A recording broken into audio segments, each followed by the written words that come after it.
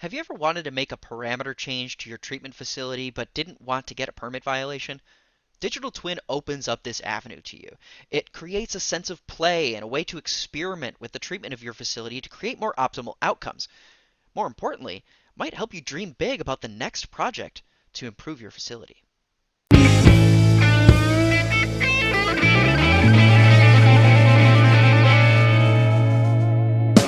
Welcome to WWD Weekly Digest. I'm Bob Crossan, Senior Managing Editor for Water and Waste Digest. I am joined today by Nicole Pasch. She is Client Solutions Manager for Xylem. Nicole, thank you so much for being here. Thanks for having me.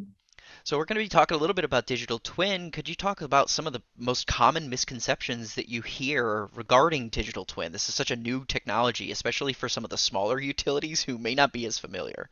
Yeah, you know, I think we commonly hear a digital twin is like so abstract or it's unattainable. But digital twins are already here. They're helping utilities solve challenges, large utilities and small utilities.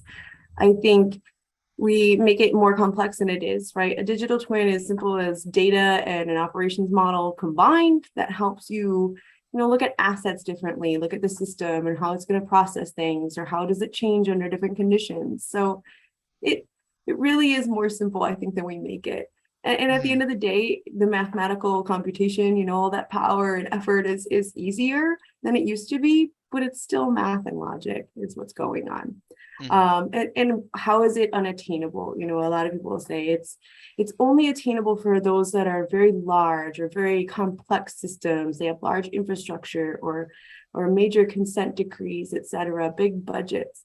But I think those are just the stories we hear. Those are the stories that are shared more broadly because maybe the dollars saved are so massive, or the volume treated or treated versus untreated is so much that it's an impressive figure, and so they're an impressive story. But really, digital twins are in small utilities and large utilities, and I Hmm. think that the scalability of such has come a long way. I still think that there's a ways to go in the software application side sometimes, but in the sensor quality and cost side of a digital twin and getting that real-time information, that scalability has really, really come into play. Where a large or dynamic utility may have over 700 sensors, let's say, in their system. If you're a smaller utility, you just don't need that many. And the cost, since it has come down, the maintenance has come down, it is much more achievable and attainable today than it has been in the past. And I think when we have these conversations, small to large, we just have to remember that a utility is a utility. We have Hmm. the same challenges of operations. We have the same planning challenges. The scale might be different. The complexity sometimes of the system may be different, but the challenges are the same. And so how we solve them can be similar. Hmm. One of the things I think that people don't think about enough too is that you can use these digital twins on the front side of a project too to make sure that you have an optimal system when you go to break ground. So Absolutely. it's not just finding solutions after things are already in place. It's also finding solutions before they even begin. Yes, no, absolutely. I think, you hear a lot of the stories of us, using digital twins to optimize the infrastructure that we have in place or that's already there. But there are many utilities that say, we want you guys at the table at the beginning of this project because whatever we're building right now, we want to control it later. We want to have it be digitally accessible later. And so we're, in the forefront of those projects a lot of the times to make sure that we're building the right things at the right time. Yeah. So what are some ways that you have seen utilities make the most of digital twin? What are some of like the best practices for a utility or even an engineer that's looking to use this so they can make every single drop count, so to speak? Yeah. Um, First and foremost, I like to tell people you have to use it, right? Like, do not let this tool become something that sits on the shelf. So often we create these dynamic tools, like think of like a hydraulic model, right? Sometimes we Mhm. we create this, we put so much money and effort into it, and then it sits in one person's scope of work. We pull it out for the master plan. That can't be what a digital twin is for a utility. I really want to see it in the day to day, right? It's there to visualize and guide and plan and predict. And so let everyone have access to it, whether it's operations or engineering or management to whoever.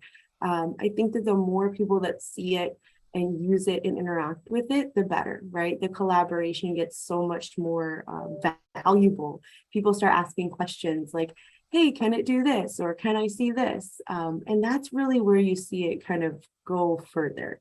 It can meet you where you need to be. A digital twin is there for the engineer, right? That's designing Hmm. future infrastructure. Of course, it's there for the superintendent that's looking at staffing and say it's a wet weather event coming up this weekend. It's there for them to guide those decisions.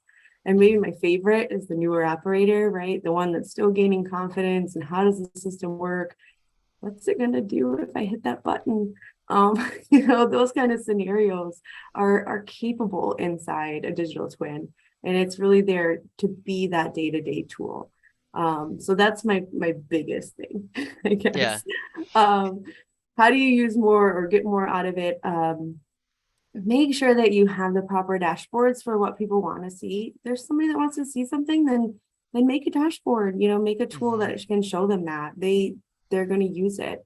Have the right KPIs, the key performance indicator metrics available, because I think telling the story constantly and coming back to the digital twin, whether it's quantifying a volume or it is sharing how much energy you save, etc.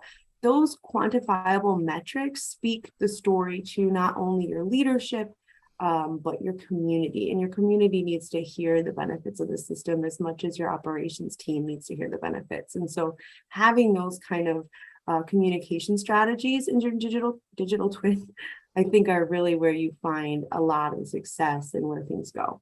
Hmm. Well, Um, I yeah, wanted to bounce back right quick sure. to something that you did mention. You talked about the new operator who's still kind of gaining their footing and whatnot. That's one of the things that I think is so interesting about this is it opens up this new avenue in the water and wastewater industry, which is traditionally rather conservative with change, to allow for the opportunity to experiment and change without disrupting current operations. It creates an opportunity that literally couldn't exist before. No, I hear you. That's why I always say it's probably my favorite part of this is because you know what? I was a new operator at one point, right? And I didn't really know maybe what I was doing fully. And and you're seeing kind of more and more of that as people are through attrition or whatever, retiring and have fulfilled their careers. You're getting a lot more new operations teams. They are likely smaller in size than they were in the past. The knowledge transfer is hard. It's hard to transfer 30 years of knowledge into something that's tangible for the new generation or the new person. But this is a way to do it. You're able to capture how the system works, what it can do, et cetera. And like you said, like a flight simulator, right? And it allows them to push the button but not do any damage. Yeah. It allows them to open the gate, and not flood anybody out. And so it does provide that kind of confidence building that you need when you're an operator. You need to believe in yourself, but also have that, kind of belt and suspenders approach, right? Like us operators have. We Mhm. want to be really sure, and Yeah. this allows for that. Yeah, I can tell that you really like this type of tool, but I'm curious what excites you the most. Is it that like source of that sense of play that you can have where you can play with your system, or is there something more with digital twin down the line that really excites you about the future of this technology? Yeah, it's a little bit of that play, but I think it's the dreaming, right? So digital twin is such a catalyst for change. It's so that tool set that works in the day to day, but can help you like dream about the future.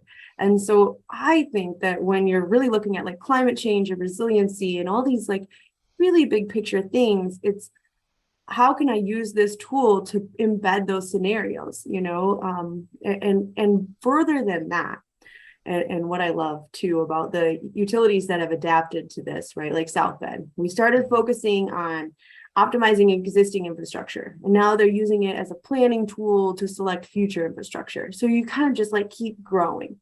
And what I see in the future, which is my dream, is this whole source to watershed. So, say I have a digital twin for my sewer system, and I have a digital twin for my treatment plant. How do I connect those? How do they feed each other? And then beyond that, how do I look at source all the way through to watershed and how do I kind of flatten those silos, if you will, and you know, and broaden everybody's perspective and approach, and how do we look at how does treating water impact the treatment of wastewater, or how does, you know, taking water out of this aquifer impact where we should renew or discharge in the end. And so I think that that's what excites me, is just, you're right, like the ability to dream and embed scenarios and take it further. Mhm. Man, I honestly had not thought about the implications of the One Water framework tied into digital twin and what that could mean when you source all the different data sets and combine them together to create even more big, meaningful insights. That's a truly great magnitude of change that could occur. I believe, yeah, I totally believe in it. But individually, that's what digital twins are doing, right? They're Hmm. they're kind of breaking that down and creating this unified data set for maybe a specific challenge or a specific project. But all the different teams that interact with that have this common framework, this common platform. And so, yeah, I think that as we advance that and kind of connect multiple of these platforms together, you can get to the one water approach, Yeah.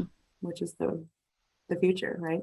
Yeah, absolutely. Well, incredible. Thank you so much, Nicole. I really appreciate you taking the time and talking with us about this. It's a fascinating subject. And for everyone who is watching right now, definitely check out the video description below. Nicole also penned an article for Water Waste Digest, which you can find on our website. We'll have that in the description down below, as well as some other resources. And Nicole, once more to you, thank you so much for being here and taking the time with us.